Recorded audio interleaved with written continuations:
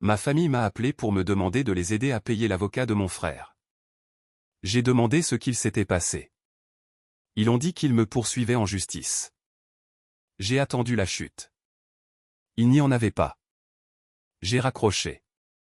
3 jours plus tard, l'avocat de mon frère m'a appelé directement. Ma famille a appelé, me demandant d'aider à payer l'avocat de mon frère. J'ai demandé ce qui s'était passé. Ils ont dit qu'ils me poursuivaient en justice. J'ai attendu la chute. Il n'y en a pas eu. J'ai raccroché. 3 jours plus tard, l'avocat de mon frère m'a appelé directement.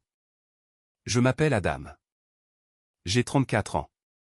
Et si vous m'aviez dit il y a un an que mon propre frère essaierait de me poursuivre en justice, tout en me demandant de payer l'avocat qui me poursuivait, je vous aurais ri au nez. Je vous aurais offert un verre d'eau, demandé si vous alliez bien, puis j'aurais ri à nouveau juste pour m'assurer que vous compreniez à quel point cela semblait absurde. Mais nous y sommes. La vie a une drôle de façon de faire de vous la chute de blagues dont vous ne saviez même pas qu'elles étaient en train d'être écrites. Laissez-moi revenir en arrière et vous donner l'image complète, car celle-ci a besoin de contexte. J'ai grandi dans une petite ville en dehors de Knoxville, Tennessee. Mes parents, Gail et Herschel, étaient le genre de personnes qui croyaient que la famille était tout. Et partout, je veux dire qu'ils croyaient que la famille était une excuse pour ne jamais fixer de limites, ne jamais dire non, et ne jamais tenir personne responsable de quoi que ce soit, tant qu'ils partageaient votre nom de famille. Mon frère aîné, Sutton, a 2 ans de plus que moi. En grandissant, Sutton était l'enfant prodige.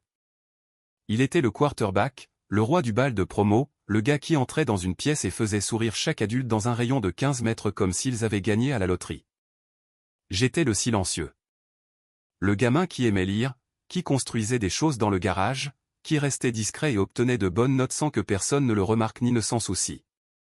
Maintenant, je ne vais pas m'asseoir ici et prétendre que j'ai eu une enfance tragique. Ce n'était pas le cas. Mes parents m'aimaient. Ils me nourrissaient, me vêtissaient, se présentaient à suffisamment de mes événements pour ne pas être considérés comme négligents. Mais il y avait toujours cette entente tacite dans notre maison que Sutton était l'événement principal et que j'étais l'acte d'ouverture que personne ne venait vraiment voir. Quand Sutton marquait un touchdown, toute la famille faisait 3 heures de route pour regarder. Quand j'ai gagné le concours scientifique régional, ma mère a dit « C'est bien, chérie », et est retournée repasser le maillot de Sutton. Ce n'était pas de la cruauté. C'était juste la gravité. Sutton était le fils. Et le reste d'entre nous orbitait. Après le lycée, Sutton a obtenu une bourse de football pour une université d'État de second rang. Il s'est déchiré le genou en 2e année, a abandonné, et est rentré à la maison. Et c'est là que les choses commencent à devenir intéressantes. Parce qu'au lieu de se regrouper et de trouver un nouveau plan, Sutton a juste, en quelque sorte, arrêté. Il est retourné vivre chez nos parents. Il a fait des petits boulots ici et là, aménagement paysager, barman, un bref passage comme vendeur d'assurance qui a duré exactement 11 jours. Mais rien n'a duré, et personne dans ma famille ne semblait penser que c'était un problème. Sutton était en train de trouver ses marques. Sutton traversait une période difficile. Sutton avait 23 ans et jouait aux jeux vidéo dans sa chambre d'enfant pendant que mes parents payaient son assurance automobile. Mais bien sûr, il trouvait ses marques. Pendant ce temps, je suis allé au collège communautaire, j'ai été transféré à l'UT, et j'ai obtenu un diplôme en génie civil. Ce n'était pas glamour, mais j'ai travaillé d'arrache-pied. J'ai décroché un emploi dans une entreprise à Nashville, j'ai commencé au bas de l'échelle, et j'ai passé les 8 années suivantes à grimper. À 30 ans, j'étais chef de projet, supervisant des constructions commerciales valant des millions. J'ai acheté une maison. J'ai rencontré ma femme, Jolene, lors d'un barbecue entre amis. Elle est infirmière aux urgences, aussi intelligente qu'un missile, hilarante, et le genre de personne qui peut lire une pièce plus vite que la plupart des gens ne peuvent lire un menu. Nous nous sommes mariés il y a 2 ans. La vie était belle, vraiment belle. Mais voici le problème d'être le frère qui réussit dans une famille qui vénère celui qui échoue. Vous devenez la banque. Pas officiellement, bien sûr.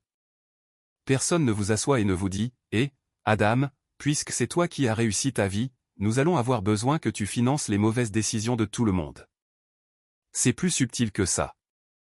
Cela commence par de petites demandes. Maman a besoin d'aide pour une facture dentaire. Le camion de papa a besoin d'une nouvelle transmission. Sutton a besoin du premier et du dernier mois de loyer parce qu'il déménage enfin. Et vous dites oui, parce que c'est votre famille, et vous les aimez, et honnêtement, vous pouvez vous le permettre. Au cours d'environ 4 ans, j'estime avoir donné à ma famille environ 45 000 $. Je n'ai pas tenu un compte courant au début, parce que qui fait ça avec sa famille? Jolene l'a fait, par contre. Dieu bénisse cette femme. Elle a tenu un tableau. Non pas parce qu'elle est froide ou calculatrice, mais parce qu'elle est infirmière aux urgences, et qu'elle documente tout. C'est dans son ADN. Quand elle m'a montré le chiffre pour la première fois, j'ai pensé qu'elle avait fait une erreur. Ce n'était pas le cas. Ce qui m'a vraiment agacé, ce n'était pas l'argent lui-même. C'était l'attitude. Chaque fois que j'aidais, cela était accueilli avec une énergie étrange, comme si je leur devais quelque chose. Comme si mon succès était une ressource familiale, que j'étais égoïste de ne pas partager plus librement. Sutton surtout, avait cette façon de me faire sentir que l'argent que je gagnais était, d'une manière ou d'une autre, une propriété commune. Il disait des choses comme « ça doit être agréable », quand je mentionnais quoi que ce soit de ma vie, une nouvelle voiture, ça doit être agréable.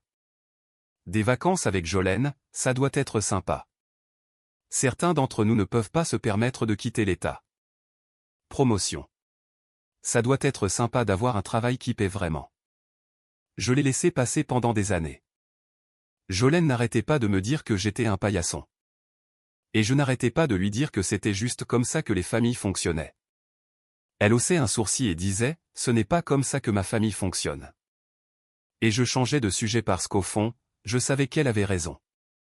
Le point de rupture a commencé à se dessiner il y a environ 18 mois. Sutton s'était lancé dans l'achat-revente de voitures, achetant des épaves, les réparant, les revendant avec profit. Sur le papier, ce n'était pas une mauvaise idée. Sutton a toujours été doué de ses mains. Le problème était que la version de Sutton de l'achat-revente de voitures impliquait l'achat de voitures qu'il ne pouvait pas se permettre de réparer, leur stockage sur une propriété qu'il ne possédait pas, puis me demander de l'argent quand tout s'effondrait inévitablement. Il a épuisé 3 entreprises distinctes en environ 10 mois. Après l'effondrement de la 3e, il m'a appelé et m'a demandé 15 000 $ pour investir dans un nouveau lot de voitures. J'ai dit non. Pour la première fois de ma vie d'adulte, j'ai dit non à mon frère. Et on aurait dit que je lui avais dit que j'annulais Noël. Il est resté silencieux au téléphone pendant environ 10 secondes, ce qui, si vous connaissez Sutton, est pratiquement une éternité, puis il a dit, « Alors c'est comme ça. Je ne vaux pas 15 000 $ pour toi. » J'ai essayé d'expliquer que ce n'était pas une question de sa valeur. C'était une question de modèle. Que je lui avais déjà donné des dizaines de milliers de dollars et que rien n'en était sorti. Que je l'aimais, mais que je ne pouvais pas continuer à jeter de l'argent par les fenêtres. Il m'a raccroché au nez. Je n'ai pas eu de nouvelles de lui pendant 2 semaines. Et puis j'ai reçu l'appel téléphonique qui a déclenché le chapitre le plus bizarre de ma vie. C'était ma mère. Elle faisait ce qu'elle fait, sa voix devenait douce et prudente comme si elle annonçait une maladie terminale. « Adam, chéri, il faut qu'on parle de quelque chose. Sutton est dans une situation délicate et il a besoin d'aide pour les frais de justice. » J'ai demandé ce qui s'était passé. Était-il en difficulté? Avait-il eu un accident en état d'ébriété? Avait-il frappé quelqu'un? Ma mère a marqué une pause et puis elle a dit, « Il te poursuit en justice, mon chéri. Il dit que tu lui dois de l'argent d'une affaire commerciale. Il a déjà un avocat, mais l'avocat a besoin d'une avance et Sutton ne peut pas se le permettre. Alors, nous espérions que tu pourrais aider à couvrir les frais. » Je suis resté là, le téléphone collé à l'oreille, attendant le mot de la fin. J'ai même ri. Pas un vrai rire, plutôt le son que votre cerveau fait lorsqu'il essaie de redémarrer après une erreur catastrophique. Mon frère me poursuivait en justice, et ma famille voulait que je paie pour cela. J'ai dit à ma mère que je devais y aller et j'ai raccroché. 3 jours plus tard, l'avocat de mon frère m'a appelé directement, et c'est là que j'ai réalisé que ce n'était pas juste Sutton qui faisait du cinéma. C'était réel. L'homme à l'autre bout du fil était très réel, très professionnel et très sérieux. Et le chiffre qu'il a mentionné m'a fait tomber l'estomac. L'avocat s'appelait Grady Tate.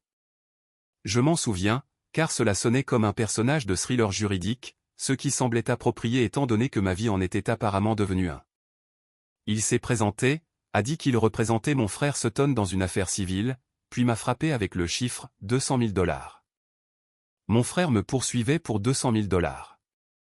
J'ai en fait éloigné le téléphone de mon oreille et je l'ai regardé comme si l'appareil lui-même m'avait trahi. Puis je l'ai remis et j'ai dit, je suis désolé. Pouvez-vous répéter cela? Il a répété.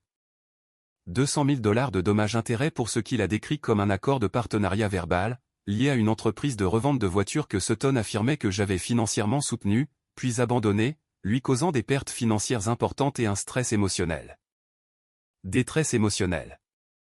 Mon frère, qui avait l'étendue émotionnelle d'un ventilateur de plafond, prétendait une détresse émotionnelle. J'ai dit à Grady que je n'avais aucune idée de ce dont il parlait, qu'il n'y avait pas de partenariat, pas d'accord, et que chaque dollar que j'avais jamais donné à Sutton était un don, pas un investissement. Grady a dit très poliment que son client voyait les choses différemment, et que je recevrais une documentation formelle dans la semaine. Puis il m'a souhaité une bonne soirée et a raccroché. Je suis resté assis dans mon bureau à domicile pendant longtemps après cet appel. Jolene m'a trouvé là environ 1 heure plus tard, fixant mon bureau comme s'il m'avait personnellement offensé. Elle a demandé ce qui n'allait pas. Et quand je lui ai dit, elle n'a pas crié. Elle n'a pas haleté. Elle a juste fermé les yeux, a pris une inspiration, et a dit, « Je vais avoir besoin que tu me dises ça encore une fois, mais plus lentement, parce que je veux m'assurer d'être furieuse pour la bonne raison. » Je le lui ai répété. Elle était furieuse pour la bonne raison. Voici ce que la poursuite de Sutton prétendait. Il alléguait que 2 ans auparavant, lorsque je lui avais donné 12 000 $ pour sa deuxième tentative de revente de voiture, j'avais verbalement accepté d'être son associé. Que l'argent n'était pas un don, mais un investissement en capital. Que j'avais promis de continuer à financer l'opération, et que lorsque je me suis retiré, j'avais fait échouer l'entreprise, entraînant une perte de revenus, des dettes, et, encore une fois, une détresse émotionnelle. Il voulait 200 000 $ pour couvrir ce que l'entreprise aurait gagné, plus des dommages-intérêts. Maintenant, n'importe qui avec un tronc cérébral fonctionnel pourrait voir que c'était n'importe quoi. Il n'y avait pas de partenariat. Il n'y avait pas d'accord. J'avais donné de l'argent à mon frère de la même manière que vous donneriez 20 $ à un ami quand il oublie son portefeuille au déjeuner. Sauf que je l'avais fait environ 200 fois, et le déjeuner avait coûté 45 000 $. Mais Sutton avait apparemment trouvé un avocat prêt à prendre l'affaire. Et dans notre système juridique, c'est tout ce dont vous avez besoin pour rendre la vie de quelqu'un très inconfortable. J'ai appelé mes parents le lendemain, espérant que peut-être, juste peut-être, ils auraient retrouvé leurs esprits. Mon père a répondu. J'ai demandé s'il savait ce que Sutton faisait. Il a dit qu'il le savait. J'ai demandé s'il trouvait cela raisonnable. Il y a eu une longue pause. Et puis mon père a dit, « Eh bien, Adam, ton frère a l'impression que tu lui as fait une promesse et que tu l'as rompue. Il souffre. Il souffre. » J'ai dit, « Il me poursuit en justice pour 200 000 $, papa. C'est moi qui devrais souffrir. » Mon père a soupiré comme si j'étais celui qui était déraisonnable. « Fils, tu sais comment est Sutton. Il se met une idée en tête et il fonce. Mais tout cela pourrait disparaître si tu t'assois avec lui et que tu arranges les choses. Peut-être lui donner ce dont il a besoin pour se remettre sur pied.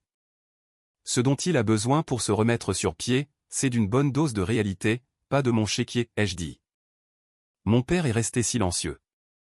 Puis il a dit quelque chose que je n'oublierai jamais de ma vie. Il a dit, « Adam, tu as toujours eu la vie plus facile que ton frère. Tu es allé à l'université. Tu as eu le bon travail. Tu as épousé une fille merveilleuse. Sutton n'a pas eu ses chances. Le moins que tu puisses faire, c'est l'aider quand il est en difficulté. Le moins que je pouvais faire. Comme si j'étais assis sur un trône, mangeant des raisins pendant que mon frère souffrait. Comme si mon diplôme d'ingénieur était tombé du ciel et avait atterri sur mes genoux. Comme si Jolene s'était présentée à ma porte, avec un nœud sur la tête. Tout ce que j'avais, je l'avais construit. Brique par brique, nuit après nuit, week-end manqué après week-end manqué. Mais aux yeux de ma famille, j'avais juste eu de la chance. Et Sutton avait eu de la malchance. Et l'univers lui devait une correction qui devait apparemment sortir de mon compte bancaire. J'ai raccroché au nez de mon père. C'est la 2e fois en une semaine que je raccrochais au nez d'un membre de ma famille, un nouveau record personnel. Les semaines suivantes furent un tourbillon de paperasse juridique et d'anxiété. J'ai engagé ma propre avocate, une femme nommée Cordelia Voss, qui m'avait été recommandée par un collègue. Cordelia était exactement ce dont j'avais besoin. Elle était calme, directe, et avait cette façon d'expliquer les choses qui vous faisait sentir que le sol était solide même quand tout le reste tremblait. Elle a examiné la plainte de Sutton et m'a dit, selon son avis professionnel, qu'elle était, juridiquement créative, ce que j'ai appris plus tard être le jargon d'avocat pour « c'est n'importe quoi, mais il faut quand même s'en occuper ». Le problème, a expliqué Cordelia, était que même une action en justice frivole coûte de l'argent à défendre. Même si le dossier de Sutton était rejeté, ce qu'elle croyait qu'il finirait par l'être, je dépenserais toujours des milliers en frais de justice, en découverte, en déposition, et en comparution devant le tribunal. L'avocat de Sutton espérait peut-être que je me contenterais de régler pour que cela disparaisse. C'est une tactique courante. Déposer quelque chose d'outrageux. Parier que le défendeur préférerait faire un chèque plutôt que de faire face au tracas. Pendant ce temps, ma famille est passée en mode pleine pression. Ma mère a appelé 3 fois en une semaine. « Tu ne peux pas juste lui donner quelque chose ?» répétait-elle. Ma tante Laurine a appelé pour me dire que je déchirais la famille. Mon cousin Baudet m'a envoyé un message Facebook disant que je devrais avoir honte. Aucun d'entre eux n'a reconnu que c'était Sutton qui avait intenté la poursuite. Chaque doigt me désignait. Jolene a été mon roc à travers tout cela. Elle rentrait de garde de 12 heures à l'hôpital, me trouvait en train de faire les 100 pas dans la cuisine, et elle m'asseyait et m'aidait à traverser ça. Elle n'a jamais dit « je te l'avais dit ». Même si elle en avait tout à fait le droit. Elle a juste tenu ma main et a dit « nous allons gérer ça ensemble ». Mais voici la partie qui m'a vraiment brisé. Environ un mois après le début des problèmes juridiques, j'ai découvert comment Sutton finançait Graditat. Ma mère avait contracté une ligne de crédit sur la valeur nette de la maison de mes parents. Mes parents, tous deux dans la soixantaine et vivant d'un revenu fixe, avaient mis leur maison en gage pour financer la poursuite de mon frère contre moi. Quand je l'ai découvert, je me suis rendu chez eux. Je me suis assis à leur table de cuisine, la même table où j'avais mangé des céréales quand j'étais enfant, fait mes devoirs et soufflé mes bougies d'anniversaire. Et j'ai regardé ma mère et j'ai dit, « Maman, tu comprends ce que tu as fait ? Si cette affaire tourne mal, et elle le fera, vous pourriez perdre cette maison. » Ma mère s'est mise à pleurer, mais elle n'a pas pleuré parce qu'elle avait réalisé qu'elle avait fait une terrible erreur. Elle a pleuré parce que j'étais méchant avec Sutton. Elle a dit en larmes que Sutton méritait une chance d'être entendu. Qu'il avait souffert si longtemps et que personne ne l'aidait. Que j'avais plus qu'assez à partager. J'ai regardé mon père. Il fixait la table. Il n'a pas dit un mot. Je me suis levé, j'ai repoussé ma chaise et je suis sorti de cette maison. Je suis resté longtemps dans mon camion, dans leur allée, moteur éteint et vitres relevées, essayant de comprendre comment j'étais devenu le méchant dans une histoire où j'étais le seul à avoir jamais rien fait pour personne.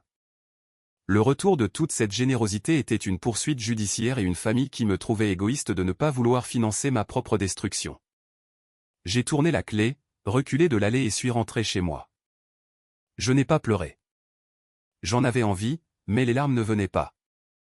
C'était comme si mon corps avait décidé que ces gens ne méritaient plus ça de ma part. Jolene m'attendait sur le porche quand je me suis garé. Elle a jeté un œil à mon visage et a dit « Si grave que ça ?» J'ai hoché la tête. Elle a passé son bras autour de moi et m'a fait entrer. Cette nuit-là, allongé dans mon lit, fixant le plafond, j'ai pris une décision. J'en avais marre d'être le distributeur automatique de la famille. J'en avais marre d'être la personne plus forte. J'en avais marre d'absorber les problèmes de tout le monde pendant qu'ils me traitaient comme si j'étais le problème. Si mon frère voulait se battre, je lui en donnerais un, mais pas celui auquel il s'attendait. Les semaines qui ont suivi mon départ de la maison de mes parents ont été parmi les plus solitaires de ma vie. J'avais effectivement coupé tout contact avec ma famille. Pas d'appel, pas de texto, pas de dîner du dimanche. Ma mère a essayé de me joindre plusieurs fois, mais chaque message était une variante de « tout cela serait fini si tu aidais Sutton ». Alors, j'ai arrêté de les lire. Mon père a envoyé un seul SMS qui disait « Appelle ta mère ». Et c'est tout. Pas de « Comment vas-tu, fils ?» Pas de « Je suis désolé que cela arrive ». Juste une directive pour aller réconforter les gens qui essayaient activement de me prendre 200 000 $. Du matériel de paire de l'année, ça. L'isolement m'a frappé plus fort que prévu. J'avais passé toute ma vie à être le fiable. Celui qui se montrait, celui qui réparait les choses. Soudain, je ne me montrais pour personne, sauf Jolene. Et même si elle était plus que suffisante, il y avait ce sentiment de vide dans ma poitrine qui ne partait pas. Comme une pièce de ma maison avait été vidée pendant la nuit, et je passais devant la porte ouverte, surpris par le vide. Le travail est devenu ma bouée de sauvetage. Je me suis jeté à corps perdu dans un immense projet commercial, un développement à usage mixte en centre-ville, le plus grand que notre entreprise ait jamais entrepris. Mon patron, un homme sans fioriture nommé Aaron, a remarqué les heures supplémentaires que je faisais.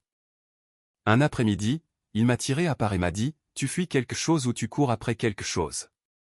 De toute façon, le travail a été exceptionnel, alors continue de faire ce que tu fais. » Arlon n'était pas du genre à fouiner, mais il était du genre à reconnaître l'effort. Et cette petite reconnaissance a compté plus pour moi qu'il ne le savait probablement. Jolene, quant à elle, construisait tranquillement notre défense à la maison. Vous vous souvenez de ce tableur qu'elle tenait? Elle l'a sorti, a organisé chaque transaction que j'avais faite à ma famille, et a commencé à rassembler des documents, des relevés bancaires, des enregistrements Venmo, des messages textes où Sutton me remerciait de l'avoir aidé et n'a jamais une fois mentionné un partenariat. Des messages vocaux de ma mère demandant un petit prêt qui n'a jamais été remboursé. Jolene n'est pas le genre de femme qui se met en colère et crie.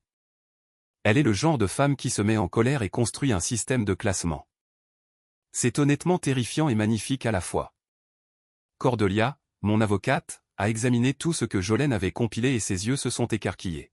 « Votre femme est un rêve de paralgale », a-t-elle dit.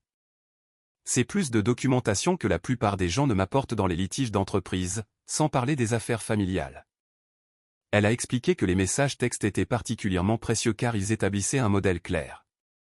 Don après don après don, toujours présenté comme une aide, jamais comme un investissement. Il n'y avait pas un seul SMS, email ou document nulle part qui suggérait un partenariat commercial. Pas un seul. Cordelia a également fait quelques recherches sur l'avocat de Sutton, Grady Tate. Il s'avère que Grady exploitait un petit cabinet qui traitait principalement des affaires de dommages corporels, le genre que l'on voit dans les publicités sur les arrêts de bus. Il avait apparemment pris le cas de Sutton sur une base de contingence modifiée, ce qui signifie qu'il serait payé si et quand il gagnait ou s'entendait. C'était important, car cela signifiait que Grady avait une incitation financière à faire pression pour un règlement rapide, plutôt que d'aller en procès. La stratégie de Cordelia était simple. Ne pas régler. Ne pas scier. Les obliger à aller jusqu'au tribunal, où leur dossier s'effondrerait comme du carton mouillé. Tandis que les rouages juridiques tournaient lentement, je me suis concentré à me remettre les idées en place. Jolene m'a suggéré de parler à quelqu'un. Et normalement, j'aurais balayé ça du revers de la main, parce que je suis un homme de 34 ans du Tennessee et nous sommes génétiquement programmés pour croire que la thérapie n'est que se plaindre avec un ticket modérateur. Mais elle m'a jeté ce regard, celui qui signifie qu'elle ne suggère pas vraiment. Elle m'informe de ce qui est sur le point d'arriver. Et j'ai pris rendez-vous. Ma thérapeute s'appelait Reine. Elle avait environ 60 ans, portait des lunettes de lecture qu'elle ne mettait jamais sur son visage, et elle avait cette façon de poser une question qui vous faisait réaliser que vous vous étiez menti à vous-même pendant des années. Lors de notre 3e séance, elle m'a posé une question qui a, en quelque sorte, recablé mon cerveau. Elle a dit, « Adam, quand est-ce que quelqu'un de votre famille vous a demandé pour la dernière fois comment vous alliez, sans que cela soit suivi d'une demande de quelque chose ?» Je suis resté là, essayant de trouver une réponse. J'ai passé en revue des années d'appels téléphoniques, de visites, de vacances, et je n'ai pas pu en trouver un seul. Pas une seule fois. Chaque conversation, chaque interaction, chaque moment de connexion avait été transactionnel. Ils appelaient quand ils avaient besoin de quelque chose. Ils étaient chaleureux quand ils voulaient quelque chose. Et le reste du temps, j'étais un bruit de fond. Réaliser cela ne m'a pas rendu triste. Cela m'a rendu furieux. Mais c'était une sorte de fureur propre. Le genre qui ne vous donne pas envie de casser des choses. Cela vous donne envie de construire de meilleures choses. Et c'est exactement ce que j'ai fait. J'ai commencé à investir en moi-même de manière que j'avais repoussée pendant des années. J'ai suivi un cours de développement du leadership au travail. J'ai obtenu une certification dans une méthodologie de gestion de projets spécialisée, ce qui m'a placé à un niveau professionnel différent. Arla l'a remarqué et a commencé à m'inclure dans les présentations aux clients, ce qui était généralement réservé aux associés seniors. J'étais bon aussi. Je pouvais lire une pièce, expliquer des concepts d'ingénierie complexes en langage clair, et faire en sorte que les clients se sentent confiants que leur bâtiment de 30 millions de dollars était entre de bonnes mains. Au 6e mois de mon éloignement familial, j'ai été promu associé. Mon salaire a augmenté de 40%. Jolene et moi avons commencé à parler d'acheter une maison plus grande, peut-être de fonder une famille. Jolene et moi avons également commencé à construire le genre de vie sociale que je n'avais jamais vraiment eu. Lorsque vous passez vos 20 et début 30 ans à être l'aide désignée de votre famille biologique, vous ne laissez pas beaucoup de place aux amitiés. Mais maintenant, avec ce poids levé, nous avions du temps. Nous avons commencé à inviter des gens à dîner. Mon collègue Ahmet et sa femme Roslin sont devenus des amis proches. Notre voisine Leia, une institutrice à la retraite avec l'esprit le plus vif que j'ai jamais rencontré, est devenue comme une tante officieuse pour nous deux. J'ai rejoint une ligue de softball le week-end avec des gars du cabinet. Pour la première fois de ma vie, j'avais une communauté qui ne tournait pas autour de l'obligation et de la culpabilité. L'ironie de tout cela ne m'a pas échappé. Ma famille m'avait traité comme si je n'étais rien sans eux. Comme si me couper de la famille me dévasterait. Au lieu de cela, les perdre avait été comme enlever un gilet lesté que je ne savais pas que je portais. Je pouvais respirer. Je pouvais me tenir droit. Je pouvais exister sans le bourdonnement constant des besoins de quelqu'un d'autre qui noyait les miens. Environ 8 mois plus tard, j'ai reçu un appel de ma cousine Waverly. Or, Waverly était le seul membre de la famille qui ne m'avait jamais rien demandé. Elle était plus jeune, vivait au Colorado et avait toujours été une sorte de mouton noir de la famille élargie, ce qui, rétrospectivement, signifiait probablement qu'elle était la plus équilibrée. Elle a appelé pour me dire que les choses à la maison devenaient difficiles. La poursuite de Sutton stagnait. Graditat avait apparemment réalisé que le dossier était plus faible que ce que Sutton avait présenté, et il commençait à avoir des doutes. Pendant ce temps, la situation financière de mes parents se détériorait. La ligne de crédit sur la valeur nette de la maison qu'ils avaient contractée accumulait des intérêts, et ma mère avait apparemment commencé à vendre des meubles pour effectuer les paiements. Waverly n'appelait pas pour me culpabiliser. Elle a été très claire là-dessus. Elle a dit, « Je ne te dis pas ça parce que je pense que tu devrais faire quelque chose. Je te le dis parce que tu mérites de savoir ce qui se passe et parce que personne d'autre dans cette famille n'est honnête avec toi. » Je l'ai remerciée pour cela. Je le pensais. L'honnêteté était devenue une monnaie rare dans ma famille et Waverly venait de faire un dépôt généreux. Cordelia m'a appelé quelques jours plus tard avec une mise à jour. La découverte était en cours et le camp de Sutton n'avait presque rien produit. Pas d'accord écrit, pas de mai discutant des termes du partenariat, pas de contrat, rien. Juste la parole de Sutton contre la mienne. Pendant ce temps, Cordelia avait soumis la documentation de Jolene, les 47 pages, plus mes relevés bancaires, plus un calendrier montrant que chaque paiement était un don unilatéral sans attente de retour. Nous sommes en très bonne posture, a dit Cordelia. Mais je veux vous parler de quelque chose. Nous avons suffisamment ici pour non seulement gagner cette affaire, mais aussi pour déposer une contre-poursuite. Votre frère a intenté une action en justice frivole qui vous a coûté des frais de justice importants et une détresse émotionnelle. Nous pourrions le poursuivre pour ses coûts et plus encore. Je lui ai dit que j'y réfléchirais. Je suis rentré à la maison et j'ai parlé à Jolene. Elle était assise sur le canapé avec un verre de vin et notre chien, un beagle paresseux nommé Hank, étendu sur ses genoux. Je lui ai dit ce que Cordelia avait dit. Jolene m'a regardé un long moment. Puis elle a dit, « Tu sais ce que je pense ?» J'ai peur de demander. Elle a souri. Je pense que ton frère a mis le feu dans ta cour et s'est ensuite plaint que la fumée le dérangeait.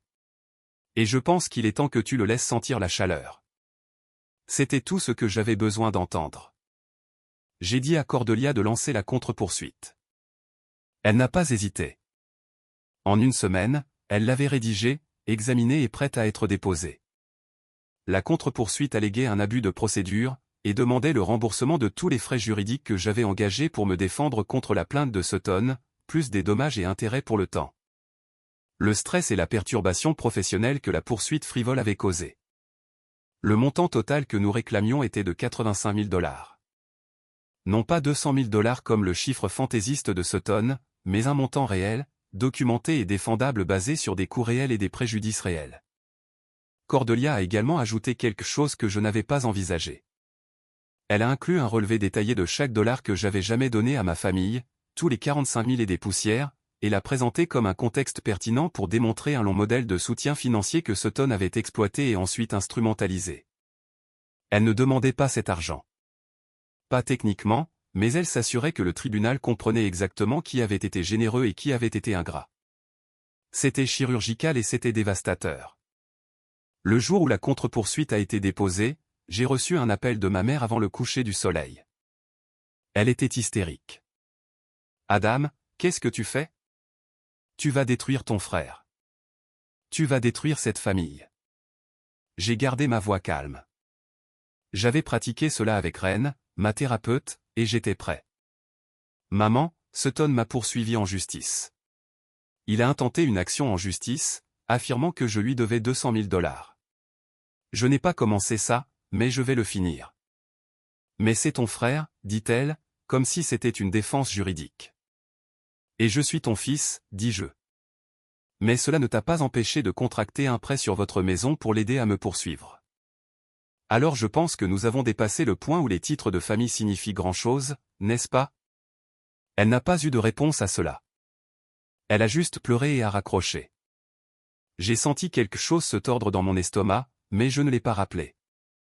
Il y a une différence entre la culpabilité et le chagrin. Et ce que je ressentais était le chagrin.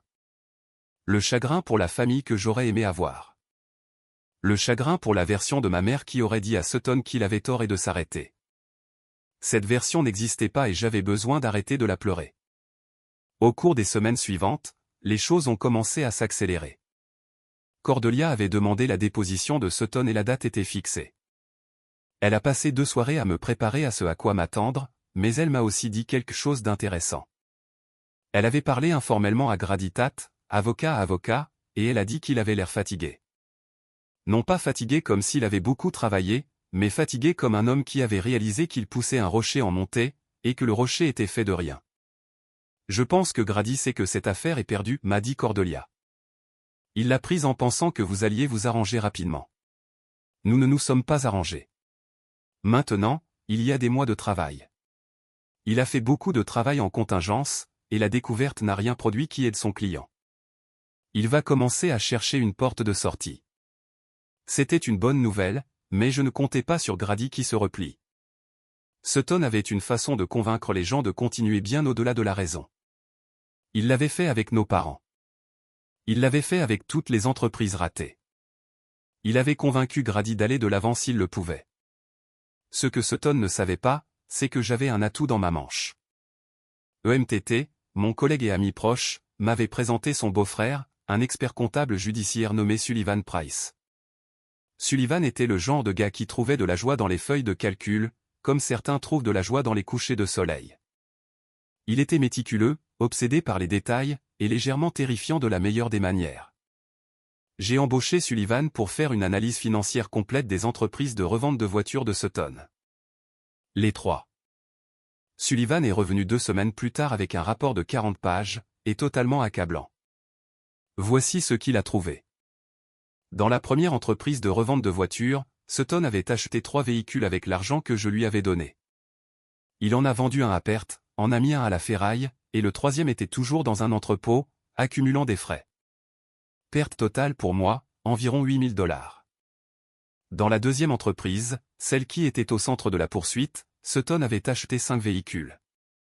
Il en avait réparé et vendu 2 avec un profit modeste, environ 3 000 $ au total. Mais il avait dépensé la majeure partie des 12 000 $ que je lui avais donnés, non pas en voiture, mais en dépenses personnelles. Une nouvelle télévision, des vacances à Myrtle Beach avec sa petite amie de l'époque, Tété, et je n'invente rien, un kit de brassage à domicile qu'il n'a utilisé qu'une seule fois. Les 3 autres voitures sont restées intactes et ont finalement été saisies par le propriétaire du terrain pour frais de stockage impayés.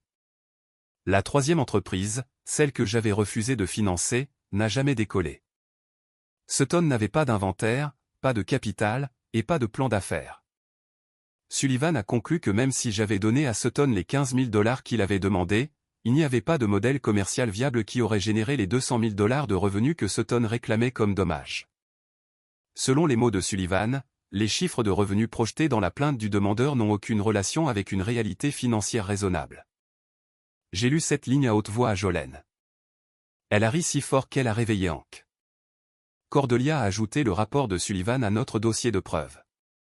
L'affaire était en béton. Sutton n'avait pas d'accord de partenariat, pas de documentation, pas de projection financière crédible, et un historique clair d'utilisation abusive des fonds que je lui avais donnés. En plus de cela, ma contre-poursuite était étayée par chaque reçu, chaque relevé bancaire, et chaque message texte qui prouvait ma générosité et son ingratitude. Mais c'est là que les choses ont pris un autre tournant. Environ une semaine avant la déposition de Sutton, j'ai reçu un appel de Waverly au Colorado. Elle avait l'air nerveuse. Elle a dit que Sutton l'avait appelée ivre, se plaignant que je ruinais sa vie. Mais au milieu de son monologue, il avait laissé échapper quelque chose. Il a dit à Waverly que toute la poursuite était l'idée de sa petite amie, Pat Tété, la petite amie de Myrtle Beach, une femme nommée Darla, que Sutton fréquentait depuis environ 6 mois. Selon Waverly, Darla avait dit à Sutton qu'il avait droit à la moitié de tout ce que j'avais parce que j'avais construit ma carrière grâce au soutien familial. Que l'argent que je lui avais donné prouvait que nous étions associés et que je lui devais plus. Waverly a dit, « Adam, je pense que cette femme, Darla, a été dans son oreille tout ce temps. Sutton n'est pas assez intelligent pour inventer une poursuite tout seul. Il peut à peine faire fonctionner un micro-ondes. » J'ai remercié Waverly et j'ai immédiatement appelé Cordelia. Elle était très intéressée. Elle a fait quelques recherches et a découvert que Darla avait un passé. Elle avait été impliquée dans 2 litiges civils antérieurs, tous 2 contre d'anciens partenaires, tous 2 alléguant des arrangements commerciaux informels qui n'avaient jamais été documentés. L'un avait été rejeté, l'autre réglé pour un petit montant. C'était un modèle.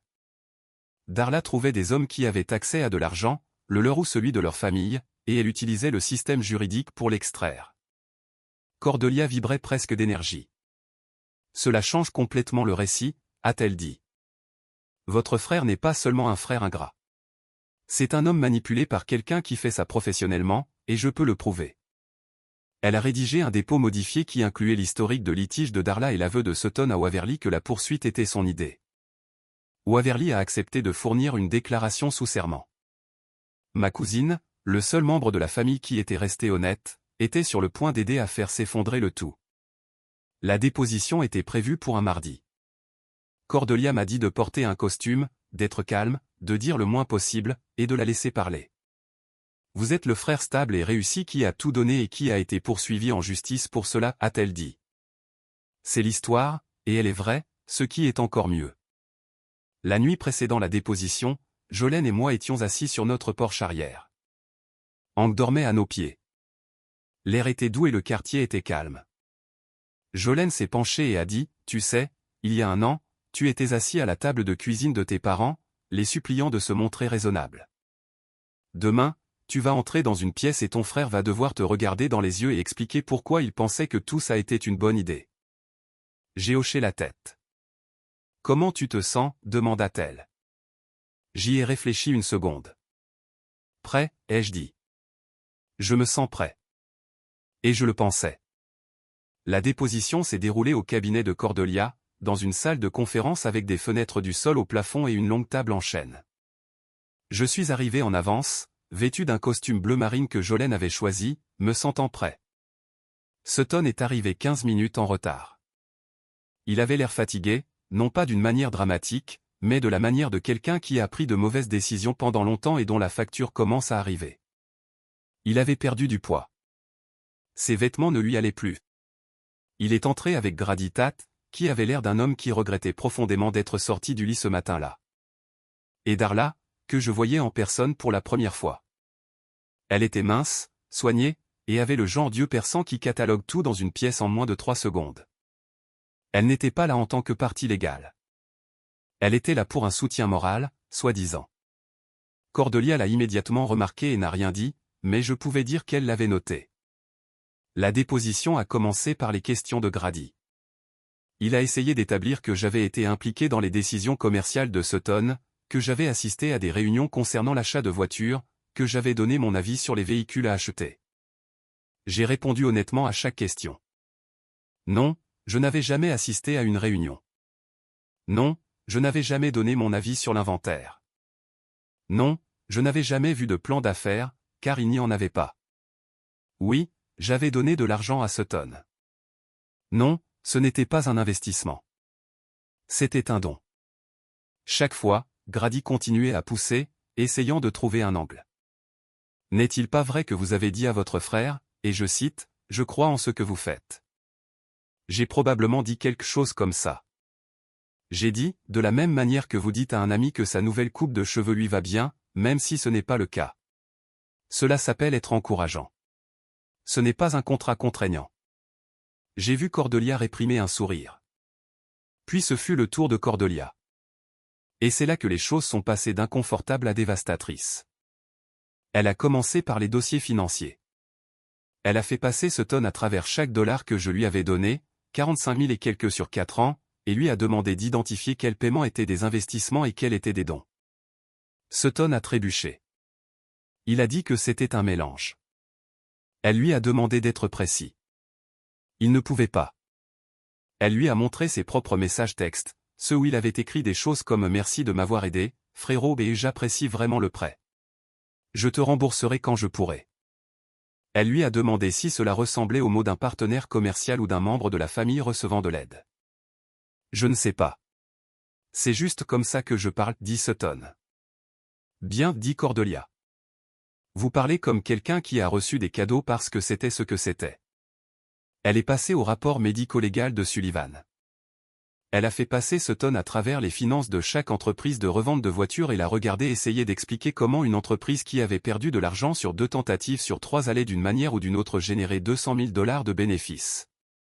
Sutton ne pouvait pas l'expliquer. Il regardait sans cesse Darla, qui était assise au fond de la pièce, les bras croisés et la mâchoire serrée. Puis Cordelia a joué sa dernière carte. Elle a évoqué l'historique des litiges de Darla. Elle n'a accusé personne de quoi que ce soit directement. Elle a simplement présenté les faits. 2 procès antérieurs avec des structures presque identiques, des allégations d'accords commerciaux informels, aucune documentation, des demandes de règlements importants. Elle a demandé à Sutton s'il en était conscient. Sutton cligna des yeux. Je ne sais pas de quoi vous parlez. Cordelia dit, je vous demande si vous saviez que la femme qui vous a suggéré d'intenter ce procès a fait exactement la même chose 2 fois auparavant avec 2 hommes différents. La pièce est devenue très silencieuse. Grady s'est agité sur sa chaise. Darla s'est levée et a dit, c'est sans objet. Je ne suis pas parti à cette affaire. Cordelia ne l'a même pas regardé. Vous avez raison. Vous n'êtes pas parti à cette affaire, mais votre influence sur le frère de mon client est documentée, et cela fait partie du schéma que nous avons l'intention de présenter au tribunal. Darla est partie. Sutton l'a regardé s'éloigner, et pour la première fois depuis le début de tout ce désordre, il a eu l'air effrayé. Pas en colère, pas provocateur, mais effrayé, comme un enfant qui vient de réaliser que la personne qu'il suivait ne connaissait pas réellement le chemin du retour. La déposition s'est terminée environ 1 heure plus tard. Grady a demandé une suspension, puis a demandé à parler à Cordelia en privé. J'ai attendu dans le hall avec Jolene, qui avait pris sa journée pour être là. Elle me tenait la main et ne disait pas un mot. Elle n'en avait pas besoin. Cordelia est sortie 20 minutes plus tard. Elle faisait ce qu'elle fait, clairement excitée mais essayant de maintenir un calme professionnel. Elle s'est assise en face de nous et a dit, Grady veut régler. J'ai levé un sourcil. Leur camp veut régler. Plus précisément, Grady veut se retirer. Il a dit à Sutton qu'il ne croyait pas que le dossier soit gagnable et il a recommandé d'abandonner la poursuite entièrement. Sutton résiste apparemment, mais Grady en a fini. Il se retire en tant qu'avocat. Et notre contre-poursuite, ai-je demandé. C'est la partie intéressante, a dit Cordelia. Grady sait que si nous poursuivons la contre-poursuite, Sutton va vous devoir de l'argent qu'il n'a pas. Il a suggéré une solution. Sutton abandonne sa poursuite, nous abandonnons la nôtre, et c'est fini. Rupture nette. J'ai réfléchi à ça pendant 1 minute. Jolene m'a serré la main. J'ai regardé Cordelia et j'ai dit, non. Les 2 femmes m'ont regardé. J'ai dépensé plus de 30 000 $ pour me défendre contre une action en justice qui n'aurait jamais dû être intentée. J'ai dit, j'ai dépensé 45 000 $ au cours des 4 dernières années pour soutenir une famille qui m'a remercié en essayant de financer l'attaque juridique de mon frère contre moi. Je ne vais pas m'en sortir sans rien. Je veux que mes frais de justice soient récupérés. Chaque centime. Cordelia a hoché la tête. Je peux y arriver. Et elle l'a fait. La résolution finale est arrivée 3 semaines plus tard. Sutton a abandonné son procès. En échange de notre abandon de la contre-poursuite, Sutton a accepté un remboursement échelonné de mes frais de justice, environ 32 000 $, payable sur 4 ans. C'était écrit, signé par les deux parties, et déposé auprès du tribunal. S'il manquait un paiement, je pouvais réactiver la contre-poursuite avec des intérêts. Cordelia s'en est assurée, mais l'argent n'était pas la vraie récompense. La vraie récompense était ce qui s'est passé après que Darla a disparu de la vie de Sutton quelques jours après la déposition, vraisemblablement pour trouver sa prochaine cible. Sans elle dans l'oreille, Sutton a traversé une période que ma thérapeute reine appellerait une clarté douloureuse. Cela lui a pris un certain temps, mais environ 3 mois après le règlement, j'ai reçu une lettre par la poste. Pas un SMS, pas un appel téléphonique, une lettre manuscrite. Elle venait de Sutton, 2 pages, écrite avec cette écriture désordonnée dont je me souvenais quand nous étions enfants. Il n'a pas cherché d'excuses. Il a dit qu'il avait honte. Il a dit qu'il avait passé si longtemps à être jaloux de moi qu'il s'était convaincu que je lui devais quelque chose, et que lorsque quelqu'un est venu et a validé cette croyance, il s'y est accroché parce que c'était plus facile que d'admettre que ses problèmes étaient les siens. Il a dit qu'il n'attendait pas de pardon. Il voulait juste que je sache qu'il était désolé. J'ai lu cette lettre 3 fois. Puis je l'ai pliée et je l'ai mise dans le tiroir de mon bureau. Je n'ai pas pardonné à Sutton. Pas entièrement. Le pardon n'est pas un interrupteur, et certaines choses prennent du temps, mais j'ai répondu.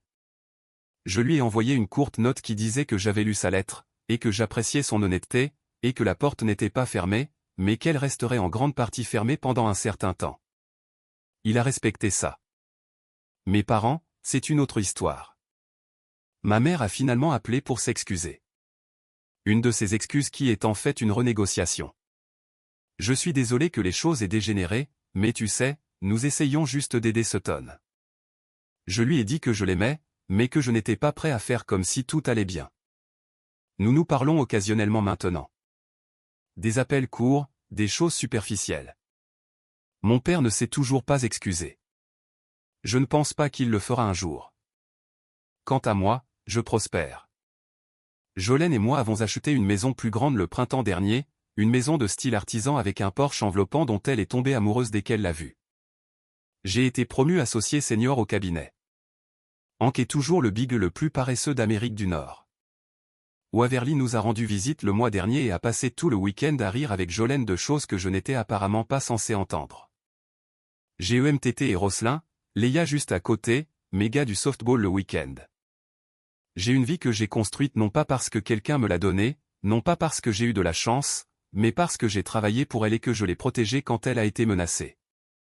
Et Sutton, il fait ses paiements à temps chaque mois. Il a trouvé un emploi stable dans un atelier de carrosserie, et d'après ce que Waverly me dit, il est en fait assez bon quand il n'essaie pas d'être un entrepreneur. Peut-être qu'un jour nous serons assis sur mon porche et que nous rirons de tout cela. Peut-être pas. Mais de toute façon, je sais une chose. Je ne suis le distributeur automatique de personne. Je ne suis le plan de secours de personne. Et si quelqu'un essaie un jour de me poursuivre à nouveau, j'ai une femme avec un tableur, une avocate avec du caractère, et un expert comptable qui trouve de la joie à détruire les mauvaises mathématiques. Je pense que tout ira bien pour moi.